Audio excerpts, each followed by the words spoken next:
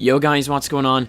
BFViking here, and today we're going to be taking a look at our settings for Battlefield 1 so we can change them to benefit our in-game performance. Starting off in controls, you can turn your vibration off as this may lead to inaccurate sniping. The controller will vibrate a lot, especially when explosives are going off in the background, and that may throw off your accurate shots. Invert flight look and flight are up to you, but personally I would leave them as default. For your sensitivity, make sure to try this out for yourself. A low sensitivity will mean slower stick movements, and a higher sensitivity will mean faster and snappier stick response. Personally, I find 55 to 60% to be just right. Again, vehicle stick sensitivity is up to you, so go into a game and test out what works for you. Zoom sensitivity is the sensitivity when aiming down sights, but we'll get back to this later. For the rest of these options, I would leave them as default. Moving over to advanced controls, first thing you'll see is stick aiming acceleration. This basically allows you to choose the amount of acceleration when pushing the aiming stick all the way down while not in zoom.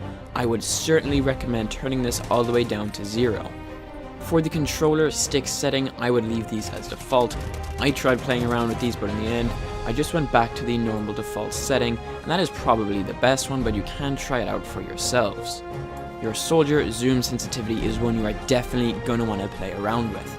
This setting will allow you to customize how sensitive each magnification is. You should have the lower magnifications set at a higher sensitivity because you're going to be using low magnifications in close quarters, which will require fast reaction times. For the higher magnifications, I have these set at a lower sensitivity as you're going to be using these for long range, which is going to require accurate shots. For your vehicle sensitivity, you can play around with these yourselves, although I would recommend having a higher sensitivity for the plane and the tank. The rest of your settings and controls can be left as default, as I find they make no major difference to my gameplay. Moving over to gameplay. First thing you'll see is show HUD, which basically shows the minimap, your ammo count, and your teammates, which I would certainly recommend you keep on. You can leave everything as is until you come to your crosshair settings. Now I keep my visibility at 100% so I can see it clearly. Now the next thing you want to do is change your crosshair colors. The best colors I find are orange, red, and light blue. Orange indicating that one of my bullets has damaged an enemy, red telling me that I have landed a headshot on someone, and blue telling me that I have landed a kill. The main reason you're going to want to change these is so you can know what situation you're in. If you land a headshot, you'll see that red hit marker and you know that you can rush your opponent as he will be on low health. The blue hit marker comes in handy when you're dealing with multiple targets. When you see that blue hit marker, you can know that you can move on to your next opponent.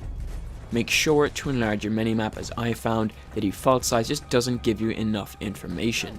I'd recommend upping the size to at least 120%. Moving over to audio. You can adjust your master volume, which will depend on what sort of audio system you're using and how loud you want your game. If you're using a surround sound headset, make sure you put your audio output to surround, and if you're using speakers, set it to stereo. Voice is all personal preference, you can set that to your liking. For the VoIP, this is basically in-game chat, which I have turned off. Moving over to video. You can adjust your brightness and field of view. Most players, including myself, like a 90 field of view, which is a good balance. A higher field of view will mean you can see more to your sides, but seeing things at farther distances will become more difficult.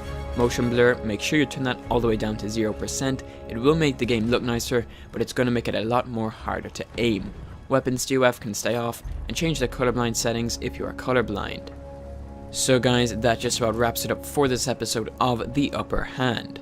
Hopefully you guys found this guide helpful, and if you have any questions, leave them down below in the comment section. Anyways guys, if you found this video helpful, make sure to leave a like. Thank you so much for watching, hope you're having an awesome day, and I'll see you in the next Battlefield video.